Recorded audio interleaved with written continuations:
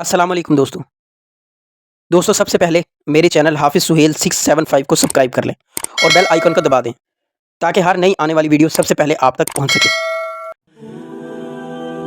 محمود حسن دیوبندی محمود حسن دیوبندی معروف ہندوستانی عالم ہیں اور مجاہد آزادی تھے، جنہوں نے دیگر شخصیات کے ساتھ مل کر جامعہ ملیہ اسلامیہ کی بنیاد رکھی اور آزادی ہند کے لیے تحریک ریشمی رومال کا آغاز کیا۔ وہ دارالعلوم دیوبند میں پڑھنے والے پہلے طالب علم تھے۔ ان کے اساتذہ میں مولانا قاسم نانوتوی اور محمود دیوبندی شامل تھے، اور وہ تصوف میں امداد اللہ مہاجر مکی اور رشید احمد گنگوہی کے مجاز تھے۔ محمود حسن برطانوی راج کے سخت مخالف تھے۔ انہوں نے ہندوستان میں انگریزی اقتدار کا تختہ الٹنے کے لیے تحریکیں شروع کی، لیکن 1916 میں گرفتار کر کے انہیں مالٹا میں قید کر دیا گیا۔ انہیں 1920 میں رہا کیا گیا اور خلافت کمیٹی کی طرف سے انہیں شیخ الہند کے خطاب سے نوازا گیا۔ انہوں نے تحریک عدم تعاون کی حمایت کی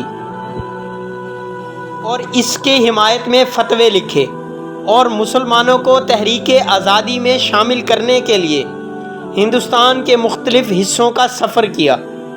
انہوں نے نومبر 1920 میں جمعیت علماء ہند کے دوسرے اجلاس میں عام صدارت کی اور جمعیت علماء کے صدر مقرر ہوئے۔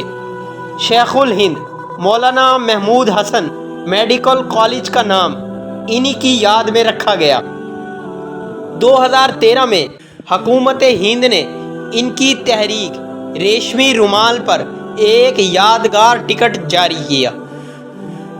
محمود حسن سن 1851 میں بریلی اتر پردیش ہندوستان میں پیدا ہوئے۔ ان کا تعلق دیوبند کے عثمانی خاندان سے تھا۔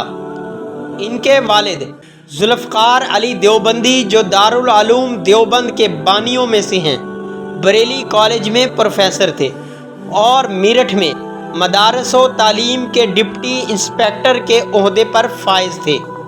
محمود حسن نے میاں جی منگلوروی سے قرآن اور عبداللطیف سے فارسی پڑھی۔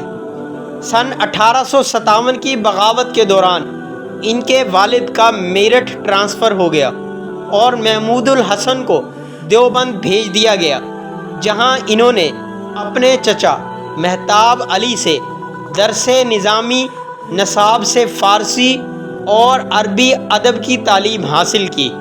وہ دارالعلوم دیوبند کے پہلے طالب علم بنے اور انہوں نے ملا محمود کے سامنے ثانوی تلمذ کیا۔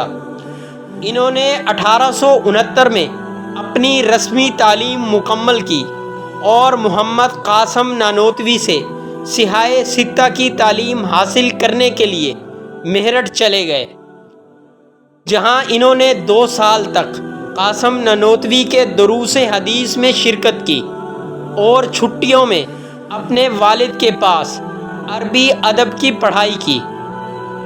انہوں نے 1872 میں تعلیم سے فراغت حاصل کی اور 1873 میں دارالعلوم دیوبند کے پہلے جلسہ میں ان کی اعزازی دستار بندی ہوئی۔ وہ تصوف میں امداد اللہ مہاجر مکی اور رشید احمد گنگوہی کے خلیفہ مجاز تھے۔